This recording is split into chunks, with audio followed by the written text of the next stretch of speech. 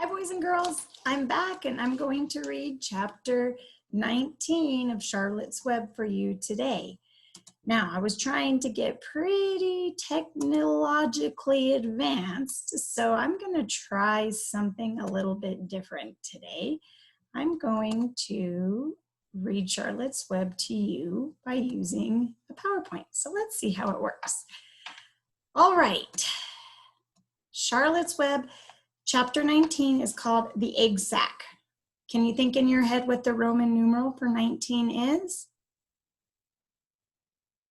It's X, I, X. Remember, X equals 10, I is 1, and then having a 10 after it, which is another X, is 1 less than 10. So 10 plus 1 less than 10, which is 9, is 19.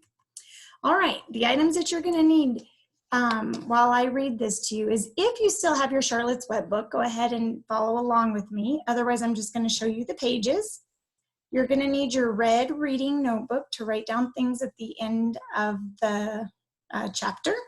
You're going to need a pencil or a pen to write with, and you're going to need your attention, because today's reflection is going to be a listening challenge for you. So here's how it's going to work. For your reflection on Charlotte's Web this week, I'm going to ask you 9 questions at the end of this chapter. I want to see how well you were listening or paying attention. When I ask you the questions, I want you to write down the answers in your red notebook. If you don't remember the answer, that's okay. Just put a question mark. We're going to go through the answers during our Zoom meeting this week, and we'll just see who can answer the most questions, or who is able to get all of them correct. So make sure you're a good listener. Now, before I start this chapter, yeah, I forgot. I have a hint for you.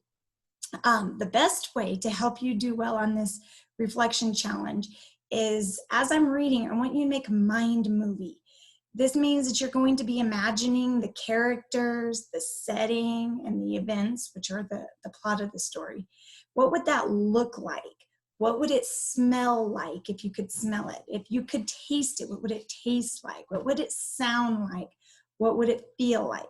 All of those senses help you make a mind movie, and it helps you remember the stories that you read. So that's going to be our strategy for today. As I'm reading, you're going to make a mind movie and follow along with the words as well, because it'll help you remember what's going on in the chapter. Okay, I also wanted to pick out some vocabulary words this week. You do not have to write these down. I just want to expose you to some new words that you might not have heard of. The first one is nifty. It's an adjective. It's used to describe something, and it's something that you would describe as maybe fashionable or stylish. The next one is magnum opus. And Charlotte uses this. She describes something as her magnum opus in the chapter. A magnum opus is a noun. It means a large and important work of art, music, or literature, especially one regarded as the most important work of an artist or writer. So think about that. Charlotte uses this in her chapter. What would be, or in this chapter, what would be the most important work that she might do? The next word is languishing. It's an adjective. It describes a noun, and it means failing to make progress or be successful. So someone is feeling this way in this chapter. Who do you think is languishing? And then the last one, hankering. It's a noun. It's a strong desire to have or do something. I know that I am hankering to get back to school. I miss all of you, and I really want to go back to school. All right, let's start. Chapter 19. It's called The Egg Sac. The next morning, when the first light came into the sky and the sparrows stirred in the trees, when the cows rattled their chains and the rooster crowed and the early automobiles went whispering along the road, Wilbur awoke and looked for Charlotte. He saw her up overhead in a corner near the back of his pen. She was very quiet. Her 8 legs were spread wide. She seemed to have shrunk during the night. Next to her, attached to the ceiling, Wilbur saw a curious object. It was a sort of sack or cocoon. It was peach-colored and looked as though it were made of cotton candy. "Are you awake, Charlotte?" he said softly. "Yes," came the answer. "What is that nifty little thing? Did you make it?" "I did indeed," replied Charlotte in a weak voice. "Is it a plaything?" "Plaything, I should say not. It is my egg sack, my magnum opus." "I don't know what a magnum opus is," said Wilbur. "That's Latin," explained Charlotte. "It means great work. This egg sack is my great work, the finest thing I have ever made." "What's inside it?" asked Wilbur. "Eggs?" 514 of them," she replied. 514? said Wilbur. "You're kidding." "No, I am not. I counted them. I got started counting, so I kept on, just to keep my mind occupied." "It's a perfectly beautiful egg sack," said Wilbur, feeling as happy as though he had constructed it himself. "Yes, it is pretty," replied Charlotte, patting the sack with her two front legs. "Anyway, I guarantee that it is strong. It's made out of the toughest material I have. It's also waterproof. The eggs are inside and will be warm and dry." "Charlotte," said Wilbur dreamily, "are you really going to have 514 children?" "If nothing happens, yes," she said. "Of course, they won't show up till next spring." Wilbur noticed that Charlotte's voice sounded sad. "What makes you sound so downhearted? I should think that you'd be terribly happy about this." "Oh, don't pay attention to me," said Charlotte. "I just don't have much pep anymore. I guess I feel sad because I won't ever see my children." "What do you mean you won't see your children? Of course you will. We'll all see them. It's going to be simply wonderful next spring in the barn cellar with 514 baby spiders running around all over the place. And the geese will have a new set of goslings and the sheep will have their new lambs." "Maybe," said Charlotte quietly. "However, I have a feeling I'm not going to see the results of last night's efforts. I don't feel good at all, and I think I'm languishing, to tell you the truth." Wilbur didn't understand the word languish, and he hated to bother Charlotte by asking her to explain. But he was so worried he felt he had to ask. "What does languishing mean?" "It means I'm slowing up, feeling my age. I'm not young anymore, Wilbur, but I don't want you to worry about me. This is your big day today.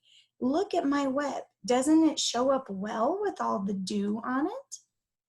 Charlotte's web looked more beautiful than it looked this morning. Each strand held dozens of bright drops of early morning dew. The light from the east struck it and made it all plain and clear. It was a perfect piece of designing and building. In another hour or two, a steady stream of people would pass by, admiring it and reading it and looking at Wilbur and marveling at the miracle. As Wilbur was studying the web, a pair of whiskers and a sharp face appeared. Slowly, Templeton dragged himself across the pen and threw himself down in a corner. "I'm back," he said in a husky voice. "What a night!" The rat was swollen to twice his normal size. His stomach was as big around as a jelly jar. "What a night," he repeated hoarsely. "What feasting and carousing, a real gorge. I must have eaten the remains of 30 lunches. Never have I seen leavings and everything well ripened and seasoned with the passage of time and the heat of the day. Oh, it was rich, my friends, rich." "You ought to be ashamed of yourself," said Charlotte in disgust. "It would serve you right if you had an acute attack of indigestion." "Don't worry about my stomach," snarled Templeton. "It can handle anything. And by the way, I've got some bad news. As I came past that pig next door, the one that calls himself Uncle, I noticed a blue tag on the front of his pen. That means he has won first prize. guess you're licked, Wilbur. You might as well relax. Nobody's going to hang any medal on you. Furthermore, I wouldn't be surprised if Zuckerman changes his mind about you. Wait till he gets hankering for some fresh pork and smoked ham and crisp bacon. He'll take the knife to you, my boy. Be still, Templeton, said Charlotte. You're too stuffed and bloated to know what you're saying. Don't pay attention to him, Wilbur. Wilbur, try not to think about what the rat had just said. He decided to change the subject. Templeton, said Wilbur, if you weren't so dopey, you would have noticed that Charlotte has made an egg sac. She is going to become a mother. For your information, there are 514 eggs in that peachy little sack. Is this true? Asked the rat, eyeing the sack suspiciously. Yes, it's true, sighed Charlotte. Congratulations, murmured Templeton. This has been a night. He closed his eyes, pulled some straw over himself, and dropped off into a deep sleep. Wilbur and Charlotte were glad to be rid of him for a while. At 9 o'clock, Mr. Arable's truck rolled into the fairgrounds and came to a stop at Wilbur's pen. Everybody climbed out. Look, cried Fern, look in Charlotte's web. Look what it says. The grown-ups and the children joined hands and stood there studying the new sign. Humble, said Mr. Zuckerman. Now isn't that just the word for Wilbur?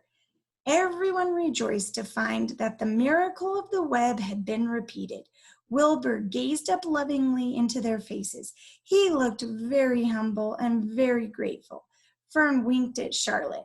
Lurvy soon got busy. He poured a bucket of warm slops into the trough, and while Wilbur ate his breakfast, Lurvy scratched him gently with a smooth stick.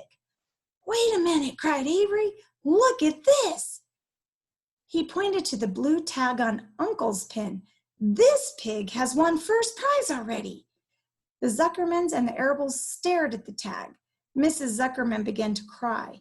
Nobody said a word. They just stared at the tag. Then they stared at Uncle. Then they stared at the tag again.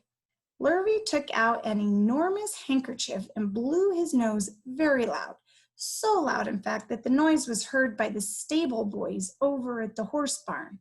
Can I have some money? Asked Fern. I want to go out on the midway. You stay right where you are, said her mother. Tears came to Fern's eyes. What's everybody crying about? Asked Mr. Zuckerman. Let's get busy. Edith, bring the buttermilk. Mrs. Zuckerman wiped her eyes with her handkerchief. She went to the truck and came back with a gallon jar of buttermilk. Bath time, said Zuckerman cheerfully. He and Mrs. Zuckerman and Avery climbed into Wilbur's pen. Avery slowly poured buttermilk on Wilbur's head and back, and as it trickled down his sides and cheeks, Mr. and Mrs. Zuckerman rubbed it into his hair and skin. Passerbys stopped to watch. Pretty soon, quite a crowd had gathered. Wilbur grew beautifully white and smooth. The morning sun shone through his pink ears. He isn't as big as that pig next door, remarked one bystander, but he's cleaner. That's what I like. So do I, said another man. He's humble too, said a woman, reading the sign on the web. Everybody who visited the pig pen had a good word to say about Wilbur. Everyone admired the web, and of course, nobody noticed Charlotte. Suddenly, a voice was heard on the loudspeaker. Attention, please, it said. Will Mr. Homer Zuckerman bring his famous pig to the judge's booth in front of the grandstand? A special award will be made there in 20 minutes. Everyone is invited to attend. Crate your pig, please, Mr. Zuckerman, and report to the judge's booth promptly. For a moment after this announcement, the Arables and the Zuckermans were unable to speak or move. Then Avery picked up a handful of straw and threw it high in the air and gave a loud yell. The straw fluttered down like confetti into Fern's hair. Mr. Zuckerman hugged Mrs. Zuckerman. Mr. Arable kissed Mrs. Arable. Avery kissed Wilbur. Lurvy shook hands with everybody. Fern hugged her mother.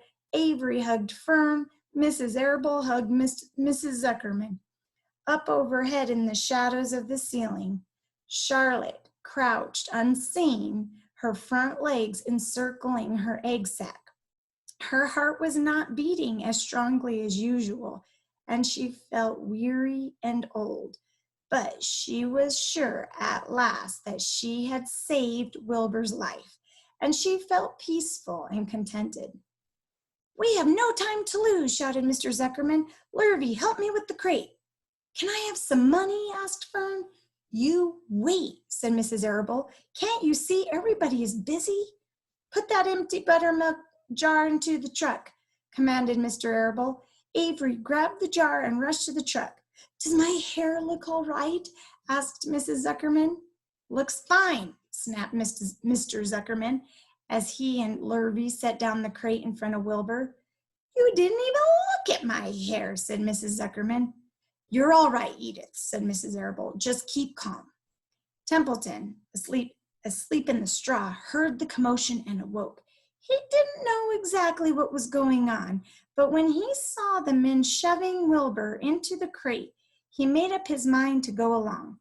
He watched his chance, and when no one was looking, he crept into the crate and buried himself in the straw at the bottom.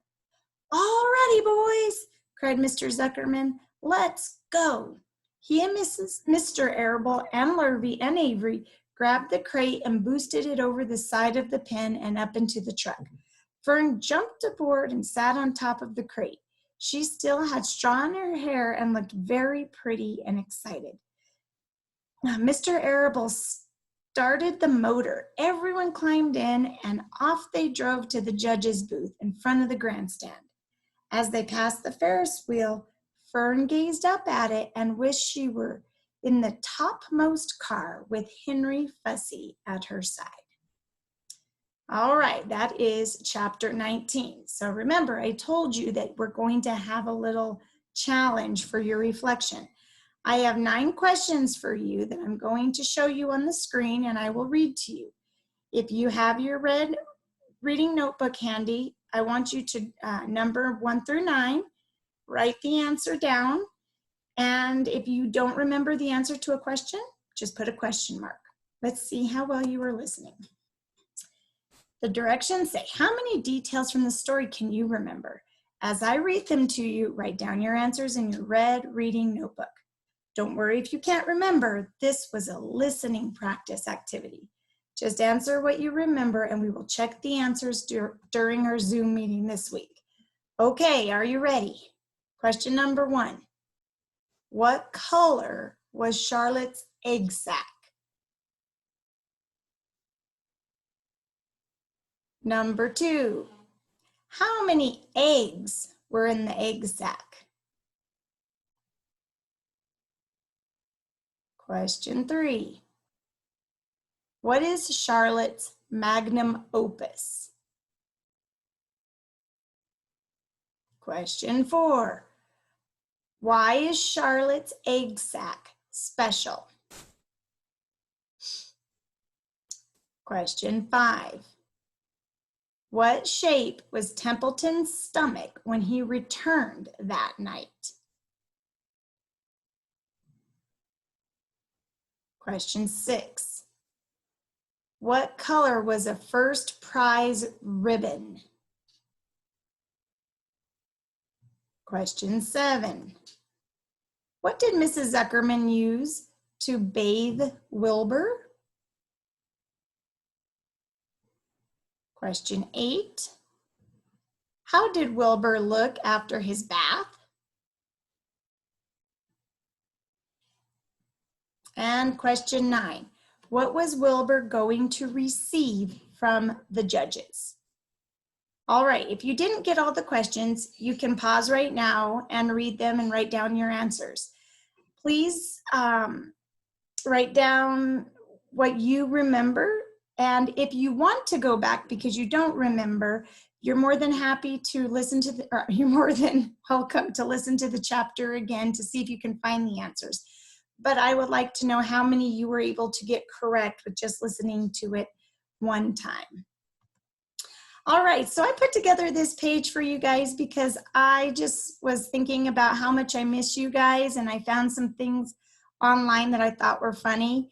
There's this little boy, or probably just a kid in the middle, that says, "Miss you this much," and he has a little tear in his eye. That's kind of how I feel. At the bottom with the Barney and the dinosaur, it says, "How I started homeschooling versus now." So I started happy as Barney and now like a dinosaur. Sometimes it gets stressful on my side too. But the little boy over on the edge of the screen that says, "Dear teacher, I talk to everyone. Moving my seat will not help." I remember how many times I thought about that in the classroom with many of you, and I would give anything to go back to that. I miss all of you so much, talking or not, I miss you. And then this picture with the cat on the bottom, it says, "What I look like if you're talking while I'm talking." And I think about sometimes when I was in the classroom with you and I just stop and give you the teacher eye. Well, the cat's got it down pretty good too. And again, even though that happened in the classroom, I miss it so much because I miss all of you. Alrighty, boys and girls, remember Miss Hadamio will send out a Zoom meeting invite if you are meeting with her on Wednesday. If you're meeting with me, I will send one out to you on Tuesday night. Those of you that are going to be meeting with us on Thursday, look for a Zoom invite on Wednesday night from us. Hopefully everybody can make it. I love seeing all of your faces. Please continue to work on MobyMax as much as you can. Explore Freckle. It's on your Clever account. Look into the Scholastic News. I will post another lesson for our Scholastic News for this week. I'll post that tomorrow. And I hope everybody has a great week. All right, boys and girls. Keep working hard, and I will see you at this week's Zoom meeting. All right, bye-bye.